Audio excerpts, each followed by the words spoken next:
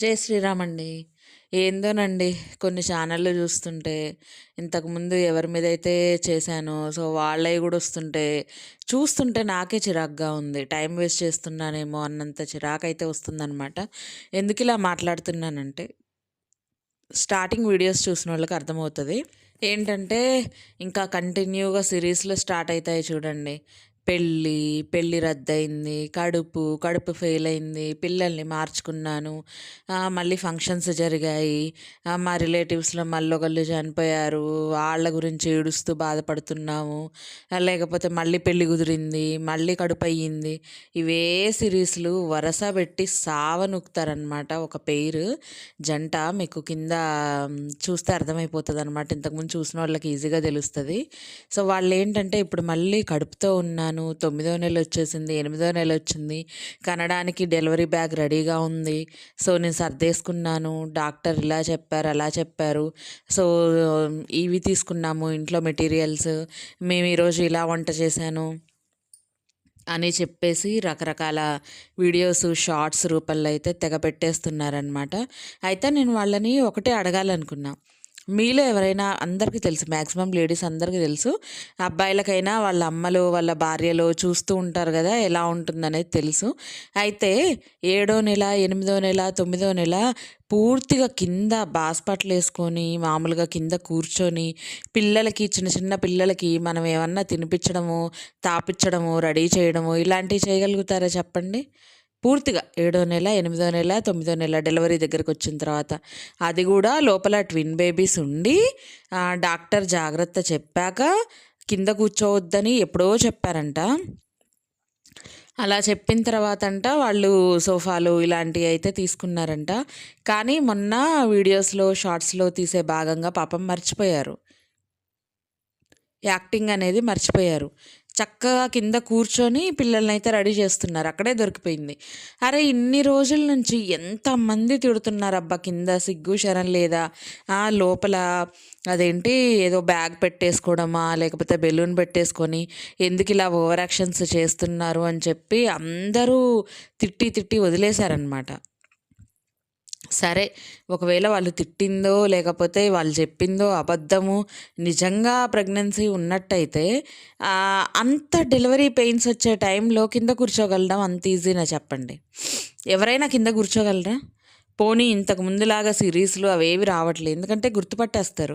5 నిమిషాలు కానీ 8 నిమిషాలు కానీ 10 నిమిషాలు కానీ మనిషి నిలబడిందంటే ఆటోమేటిక్గా ఆ బెలూన్ అన్న జారిపోతుంది, లేకపోతే ఏదన్నా లోపల ఏదైనా స్టఫ్ లాగా ఏదైనా పెట్టినా అర్థమైపోతుంది జనాలకి. అందుకని లాంగ్ వీడియోస్ రావట్లేదు.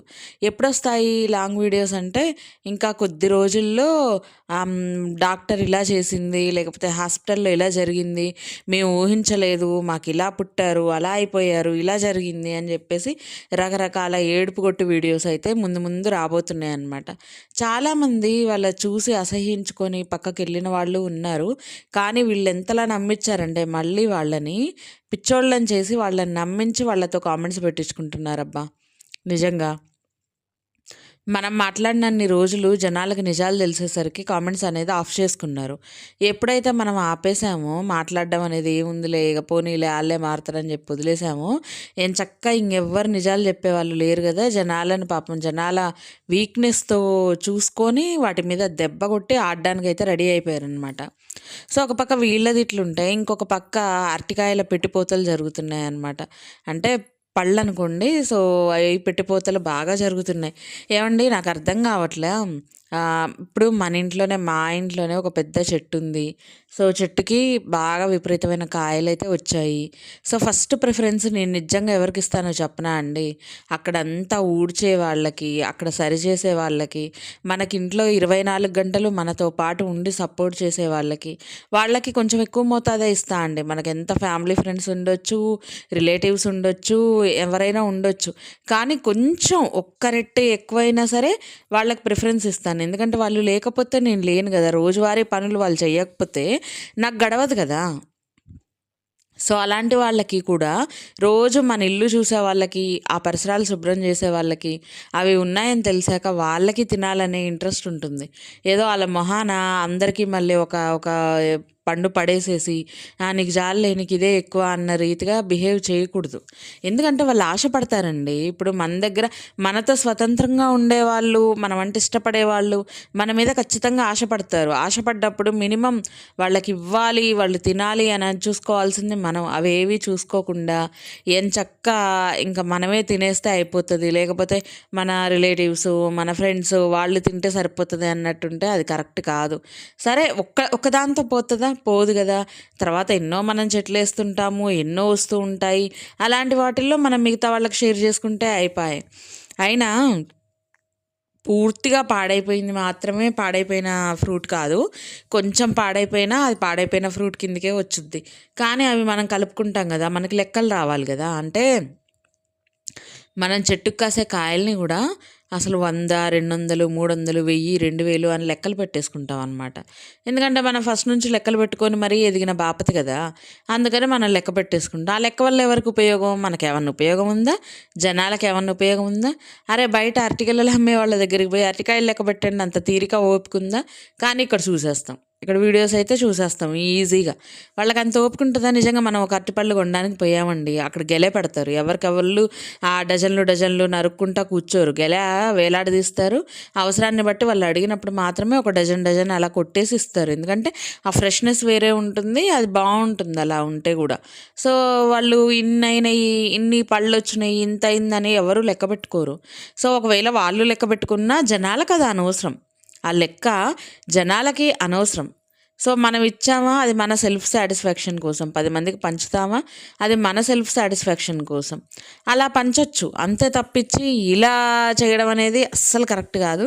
చిరాకు వచ్చేసింది అనమాట నాకు ఆ లెక్కలేందు, ఆ తూకమేందు. మరి ఏమండి మనం రోజు అన్నం తింటాం కదా, అన్నం తినేటప్పుడు మీరు 1/4 కేజీ అన్నం తింటే సరిపోద్దా అండి? పోనీ ఒక 1/2 కేజీ అన్నం తింటారా, లేదా 1 కేజీ అన్నం తింటారా? కూర ఒక 100 గ్రాములు తింటారా? 1/4 కేజీ తింటారా? చారు ఒక 50 గ్రాములు పోసుకుంటారా? ఈ లెక్కలేంటి?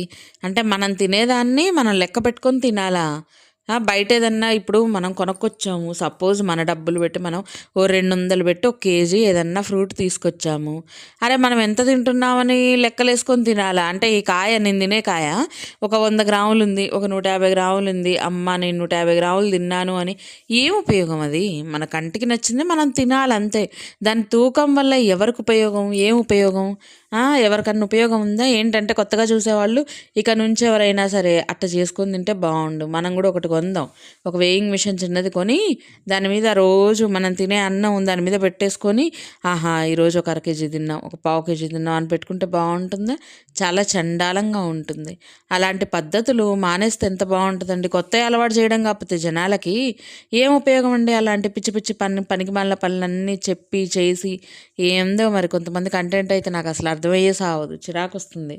ఇలాంటి వాళ్ళ వీడియోస్ చూడాలని అసలు అనిపించట్లే. కాకపోతే జనాలకి ఏంటంటే ఇప్పుడు నేను చెప్పేది విని ఆ వీడియోస్ చూడడం మానేసిన వాళ్ళు చాలామంది ఉన్నారు. ఇప్పుడు నేను చెప్పడం ఆపేసాను అనుకో, డైరెక్ట్గా అక్కడికి పోయి వీడియో చూసేస్తారు. అందుకోసం నేను మాట్లాడాల్సి వస్తుందన్నమాట. సో పనికిరాని కంటెంట్ ఉన్న వీడియోస్ని మీరు చూడడం వేస్ట్ అండి. అక్కడ ఏమీ లేదు. లెక్కలు మనకి లెక్కలు రావా? 1, 2 రావా? ఒక 100 దాకా మనకి లెక్కలు రావా? సో కరెక్ట్ అయితే కాదు ఇలాంటి బిహేవియర్, ఇలాంటివి ఉండడం వల్ల. సో నేను చెప్పాలనుకున్నది అయితే ఇదేనండి. మీ అందరికీ నచ్చితే లైక్ చేయండి, షేర్ చేయండి, అలాగే సబ్స్క్రైబ్ చేసుకొని పక్కనే ఉన్న బెల్ కూడా కొట్టేయండి. అప్పుడే నేను చేసే వీడియో నోటిఫికేషన్స్ మీ దాకా వస్తాయి. Thank you so much for watching. మళ్ళీ రేపటి వీడియోతో మీ ముందుకు వచ్చేస్తాను. బాయ్.